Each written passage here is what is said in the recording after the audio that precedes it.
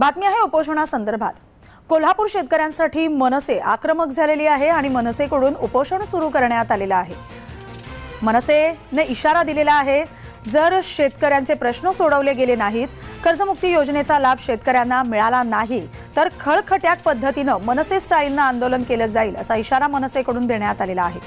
कर्जमुक्ती योजनेचा शेतकऱ्यांना लाभ मिळत नाही, त्यामुळेच मनसेने आमरण उपोषण सुरू केलेले आहे।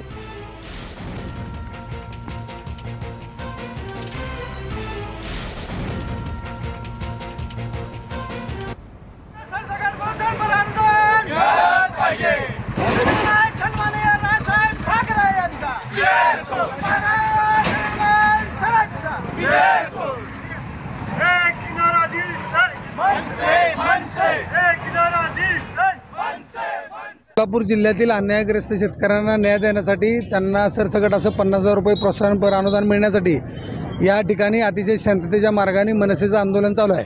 परंतु येत्या 2 दिवसांमध्ये जर सरकारने शेतकऱ्यांच्या खात्यावर पैसे नाही जमा केले तर मात्र मग मनसेचं या ठिकाणी खळखटाक आंदोलन करण्यात येईल, कारण मनसेच्या संयमाचा अंत सरकारने पाहू नये।